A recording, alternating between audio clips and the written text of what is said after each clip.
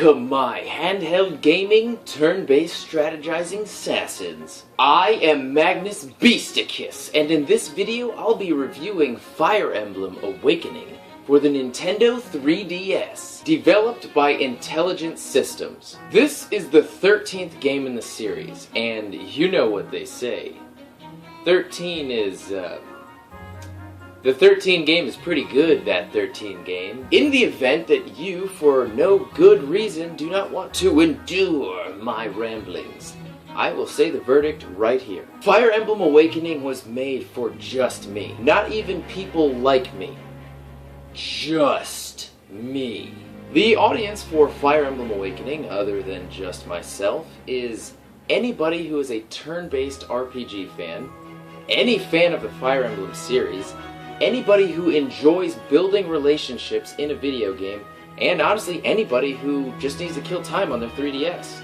Right now, all of those people should run out to a GameStop and punch a GameStop employee with their money and then buy Fire Emblem Awakening, if they haven't already done that. And even if they have already done that, they should do it again, and as many times as they can afford. And then ship them all to me. Fire Emblem Awakening is more than worth the amount that you may pay for it. If I had the time, I would play Awakening hundreds of times. My first playthrough so far took me about 44 hours. Times 44 by hundreds? Yeah, and my life's gone. You will get anywhere from 25 to 50 hours of gameplay out of your initial playthrough. And Fire Emblem Awakening gives you so much of an incentive to play it again. And again, and again, and again, and again, and again, and again, and again. I wish that I had a hyperbolic time chamber so that I could play Awakening as long as I wanted. And in higher gravity. The story of Fire Emblem Awakening. The first thing that you do is name and customize your main character. I did my best to make my guy look like Geralt of Rivia from the Witcher series. And then you are introduced to the main character, Chrom. Chrom and his do-gooding band of shepherds find you passed out in a field having no memory of anything prior. Chrom, being the obvious good guy protagonist, takes you under his wing, or in this case his blue cape thingy, and decides to trust you instantly. Geralt, my guy, finds out that he has a knack for seeing different colored squares on the battlefield representing everybody's moving and attacking capabilities. Therefore, right off the bat, he is deemed the shepherd's new strategist. What ensues is a war between nations, where good must thwart evil. You pick up many new members and friends to help you along the way, and none of them are cookie cutter. They all have fleshed out personalities and unique looks. The overall story is a bit basic, but it sets a wonderful foundation for great character and relationship building throughout the game. Gameplay of Fire Emblem Awakening, where I tell you what the gameplay is like.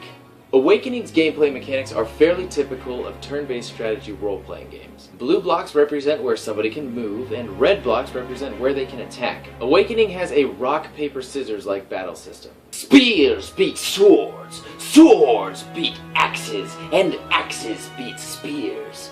Bows are great against flying enemies, and magic is good against armored enemies. Pro tip, but really, magic is good against everything. And different terrains affect different units' moving capabilities. When an individual fight occurs on the battlefield, you'll be taken to a 3D cutscene better illustrating your skills and abilities. You do have the option to turn this off if you want to save yourself some time. The main exception is a new pair system, where you can either pair two different units up and roll around murking dudes as a team, gaining you different benefits, or you can place one unit next to another unit to gain you the same benefits. The longer a pair fights together, the more their relationship improves and the more benefits they gain as a pair.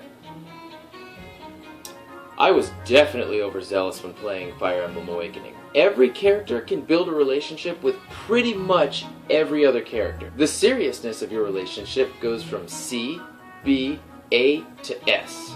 And when you're S, you are now pronounced husband and wife. That's right, there are no same-sex marriages in this.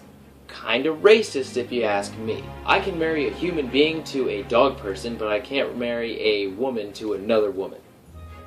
Horse crack. So I married my characters as soon as possible, not thinking that it was permanent or anything. I just assumed that polygamy was acceptable in this universe and I could have a harem of women battle at my side that were also my wives and mothers of my children.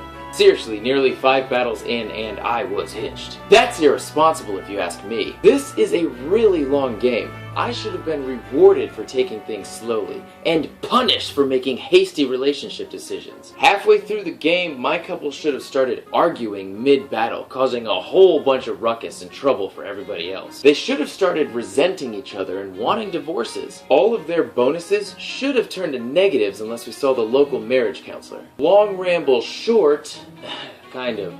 I just found cooler people that I wanted to marry later on in the game, and regretted a lot of my earlier relationship decisions. Man, I hope that is not a bad sign for me in real life. Ooh. There are way too many relationships that I want to see, at least with the main character. But you can also be a female main character? That like doubles the amount! My only real complaint about Awakening is that it seems to be a lot less tactical than other games in the genre. And I was playing on hard. It's not the hardest difficulty, but it was named hard. I suppose if you did play on the hardest difficulty, though, you would have to use your noggin a bit more. But you can also grind in Awakening. I believe that grinding is contradicting and can take the strategy element out of turn-based strategy games. If you reached a high enough level, you could just mow down your enemies without thinking about how. I grinded in this game for sure. I grinded? That sounds weird. I grinded. I ground? Grundied? But I did not grind for levels. I grundied for relationships. I just wanted everybody in the Shepherds to be super besties. The visuals of Awakening. Awakening has some pretty good looking 3D cinematics featured throughout the game. I do not play many DS games, but Fire Emblem Awakening looks good. I think. Audio. The audio section for Fire Emblem Awakening. The voice acting is good, I guess. There are a lot of voice characters, but about 95% of them have only maybe 5 sentences of dialogue. The rest of the time, they're just going, ah, ha ha ha ha, ooh, on top of the dialogue that you already have to read. The voice actors had to have been in the recording booth for like 10 minutes, which is actually pretty funny because Awakening has some pretty noteworthy voice actors. There is sound feedback for anything that you can press in Awakening, and it never gets annoying, which is super important. All of the different sounds and jingles only ever added to the charm that is Fire Emblem Awakening. As for Awakening's soundtrack, I cannot think of an instance that did not have matching orchestrated music playing in the background. A nice and peaceful melody playing at camp when you're talking with your comrades. A calm and focusing tune that plays when you are planning out your battle. A dark and sinister track that plays when it is the enemy's turn to move. The soundtrack always kept me in a positive mood while playing Fire Emblem. For hours. And I would listen to the soundtrack while planning my real battles. Spoiler section, where I go over spoilers. Coming up immediately.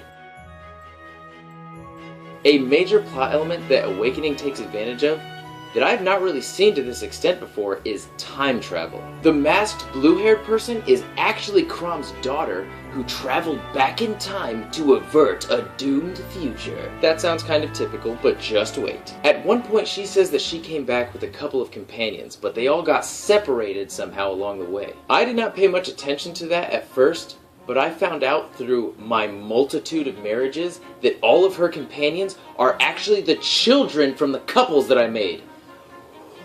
What? What?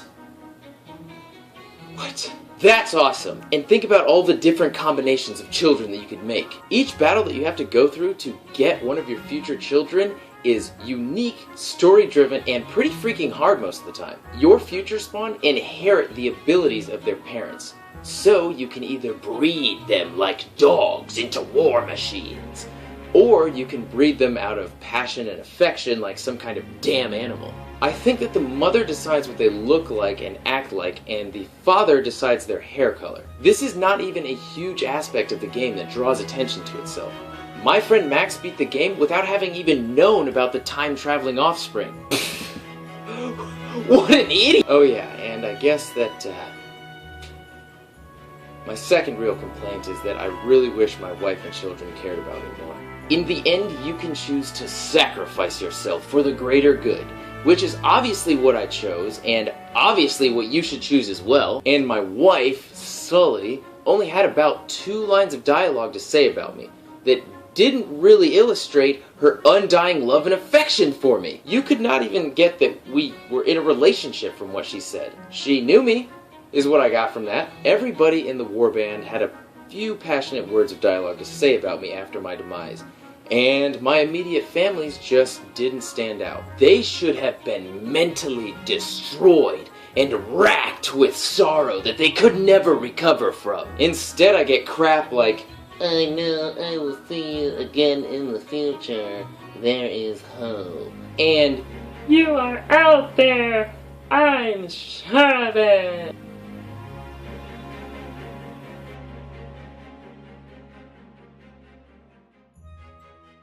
Thank you for watching this 3DS selling, this turn-based tantalizing, this Fire Emblem Awakening!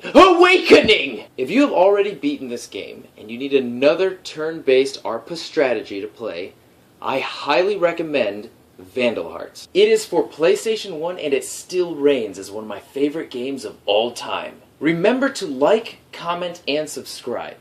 And along with reviews, I have a fitness program for gamers called the Video Game Fitness Program, or VGFP. Check it out if you want to get stronger and play longer. Always follow your blue squares, and never stop playing video games.